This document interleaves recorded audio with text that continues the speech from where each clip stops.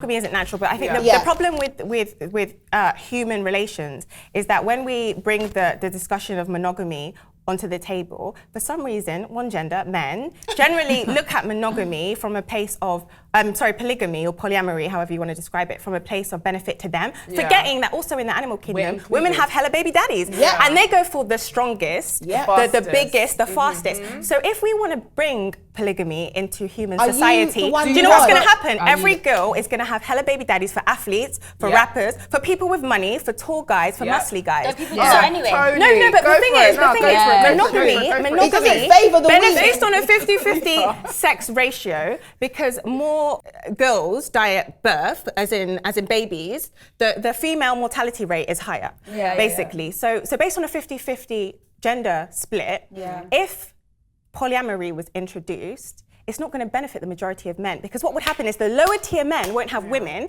because all of the women would just opt for the higher tier men. So men don't really think about that when they get this. It's actually quite a new concept as well. Like the reason why I feel it's not natural, I think it goes, for me as a Christian, it goes back to the whole point of as naturally we're just sinners. We're just naturally inclined to do things that we're not supposed to do. So for me, in terms of it not being natural, this is the same thing as it's not natural for us to choose to do something good over do something bad. Like when children, no one teaches a child to do bad things. They just choose to go that way. They just naturally go, if you tell a child don't do this, they're like looking around to make sure you're not seeing them go and do it. Do you know what I mean? So I think from that aspect of things, probably something that not a lot of people think about. There's a study that shows that societies, modern day societies that push polygamy actually have higher incidences of rape and crime, because what's happening is that the women are like, okay, if all you men are just going to be with as many women as you want, I'm going to pick the best of the best. So where there's like that pool of men that don't get picked, they don't have access to women. And so what happens is that in those societies where polyamory is like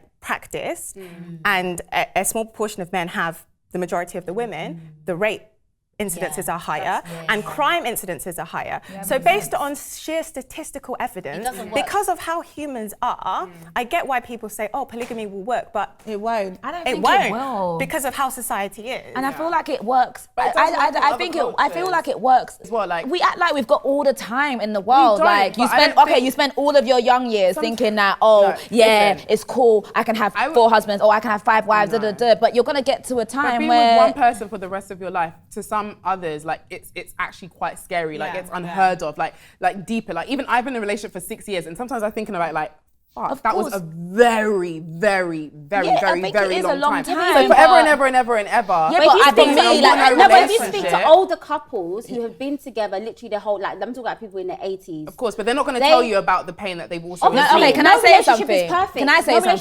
say something? Like for me, obviously, my standpoint comes from the fact that I'm not basing my viewpoint on the media and what we hear. It comes from home, right? Yeah. And I see my parents.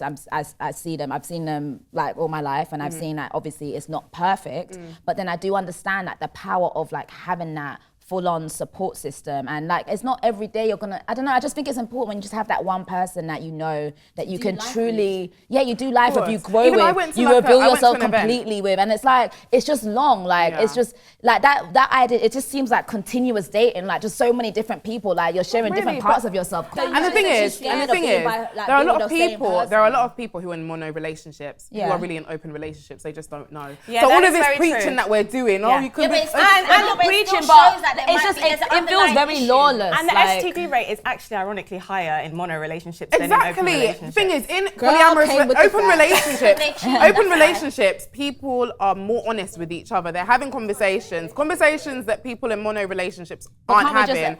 Open relationships are doing it. That's why it's higher in mono relationships. It may not mean it's right, but I'd rather be protected than have, some but can't you just have those open conversations in your mono relationship? Well, we encourage it, but yet here we are. If someone wants to be in an open relationship, I'm in no position to judge them. But my thing is like, have the same energy across the board. You can't be sleeping with 5 other women and tell your girl, sorry, we're in an open relationship, but you can't sleep with anyone else. That's the difference between polyamorous and if you have the same energy across the board, then it's like, if it's that's working what you for guys both of you. decide to but do, I feel like then. what happens in some open relationships, the woman doesn't want to lose the man. So she says, she agrees. I'll be fine with it, but really she's in emotional turmoil. And then that's unhealthy. So that's where I have a problem. But if 2 people are they're not hurting each other, they willingly want to be in it, they're consensual, they're both benefiting, do you. I have no beef. If it works for you.